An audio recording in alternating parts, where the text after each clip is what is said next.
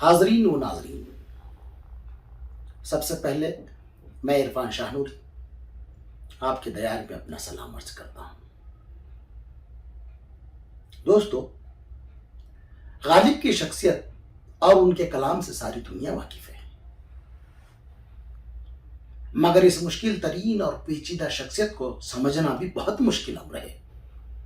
ہم نے genius of Ghalib channel کے وسیلے سے ہندوستان کی چند صوبائی زبانوں میں غالب کو سمجھنے اور سمجھانے کی کوشش کی ہے، اس امید کے ساتھ کہ اس آفاقی شاعر کی فکروں تک ہماری رسائی ہو سکے۔ معزز دوستو، آئیے آج اس ویڈیو میں ہم غالب کی حالات زندگی پر روشنی ڈالیں۔ غالب کا خاندانی سلسلہ آل سلجوق سے جا ملتا ہے۔ یہ لوگ ترک تھے اور انہوں نے صدیوں تک وسط ایشیا میں حکمرانی کی تھی، اس لیے غالب اپنے آپ کو ترک سلجوق کہا کرتے تھے۔ عثمانیہ سلطنت کے زوال کے بعد سلجوق حکمراں بن گئے اور ان کے زوال کے بعد یعنی غالب کے آبا و اجداد نے سپاہ گیری اختیار کی تھی۔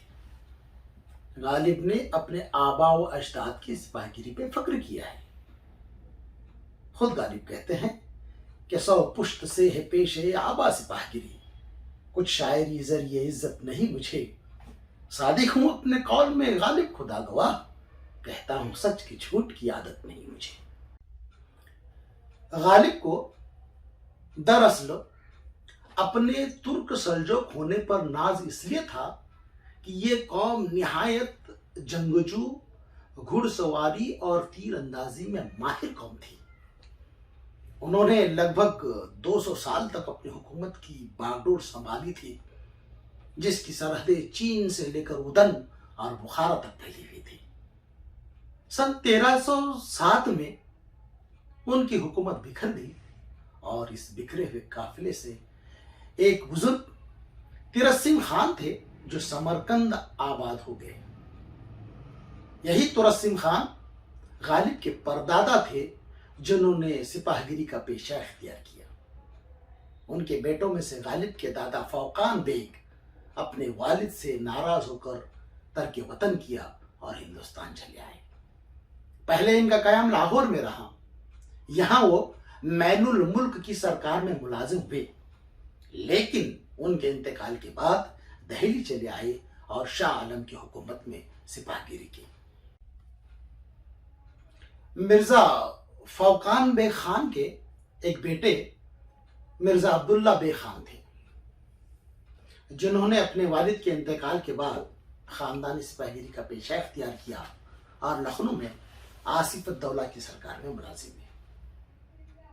پھر حیدرآباد میں نظام علی خان کی سرکار میں ملازم رہے، لیکن خانہ جنگی کے بکھڑے میں انہوں نے الور کا قصد کیا اور راجہ بختاور سنگھ راٹھور کی ملازمت میں شامل ہوئے اور 1802 میں راج گڑھ کی معرکہ آرائی میں مارے گئے۔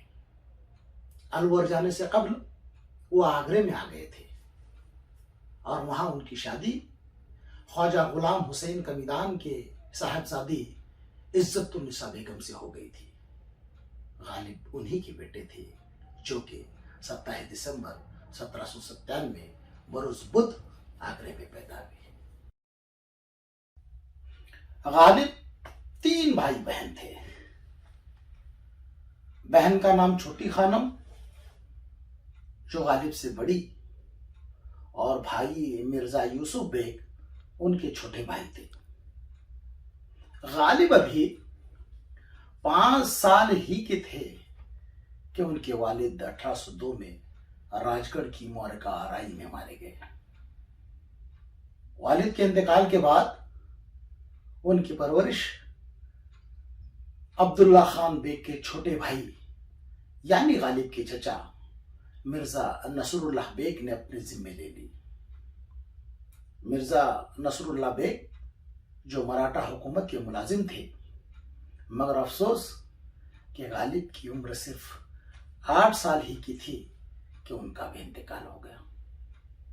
اب ان کا گزارا ان کے ننیال میں ہونے لگا اور سر پر کسی بزرگ کا سایہ بھی نہ ہونے کی وجہ سے وہ بے راہ روی اور لاابالی طبیعت کے مالک بن گئے۔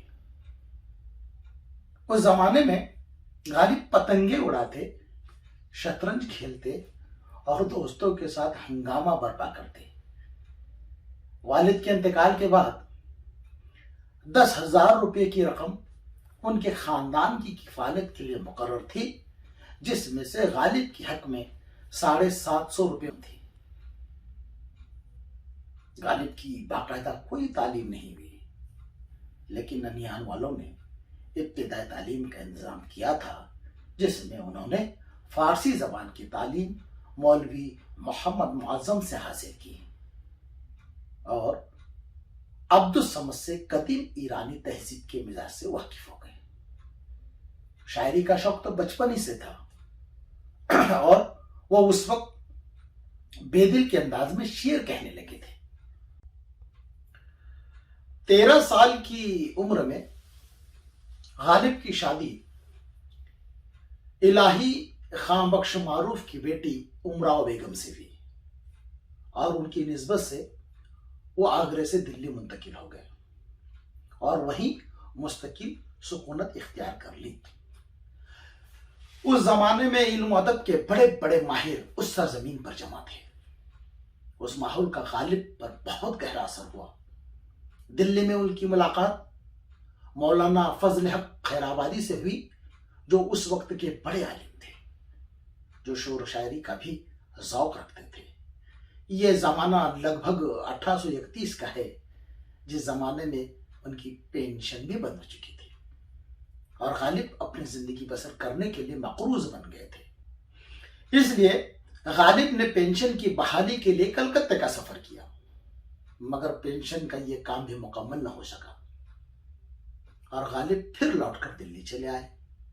مگر اس وقت دہلی کے کلکٹر کی جانب سے انہیں 700 روپے پینشن ملا کرتی تھی، جو غالب کو منظور نہیں تھی، جس کی خاطر انہوں نے 16 سال تک مقدمات کا سلسلہ جاری رکھا اور انہیں کامیابی بھی حاصل نہیں ہو سکی۔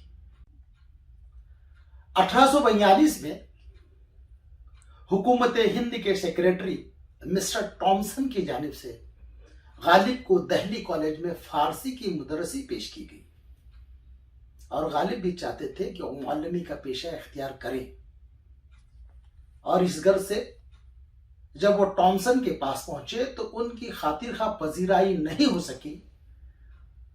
مسٹر ٹامسن نے ان کا استقبال نہیں کیا، جس کا اثر غالب کی خوددار طبیعت پر ہوا اور انہیں ٹامسن کا یہ برتاؤ ناگوار گزرا اور وہ پھر واپس گھر لوٹ کر چلے آئے، یعنی انہوں نے معلمی کا پیشہ اختیار نہیں کیا۔ اس کے بعد 1847 میں انہیں قمار بازی کے الزام میں گرفتار کر لیا گیا اور 6 ماہ کی سزائے قید بامشقت بھی سنائی گئی، لیکن 3 ماہ کے بعد ڈاکٹر راس کی سفارش پر رہا کر دیا گیا اور وہ کالے خان کے مہمان بن گئے۔ اس کے بعد کالے خان اور حکیم اللہ خان کی سفارش پر قلعے سے یعنی بہادر شاہ ظفر تک ان کی رسائی ہو گئی اور بہادر شاہ ظفر نے انہیں تیموری خاندان کی تاریخ لکھنے کا کام دے دیا اور وہ قلعے کے باقاعدہ ملازم بن گئے۔ مگر غدر کے بعد انگریزوں کا اقتدار قائم ہو گیا اور غالب کے لیے یہ دور بڑی پریشانی کا گزرا۔ امراؤ بیگم کے وظیفے سے گزر بسر ہونے لگا اور ان دنوں غالب کی عمر بھی ہو چکی تھی اور ان کی صحت اکثر خراب رہنے لگی۔ چنانچہ 15 فروری 1869 کے دن غالب پر موت غالب آ گئی اور اردو شاعری کا یہ ستارہ غروب ہو گیا۔ حاضرین، ہم نے اس پہلی ویڈیو میں غالب کی مختصر حالات زندگی پر روشنی ڈالی۔ آپ سے مؤدبانہ گزارش ہے کہ آپ ہمارے اس چینل کو سبسکرائب کیجئے، شیئر کیجئے اور اسے لائک بھی کیجئے۔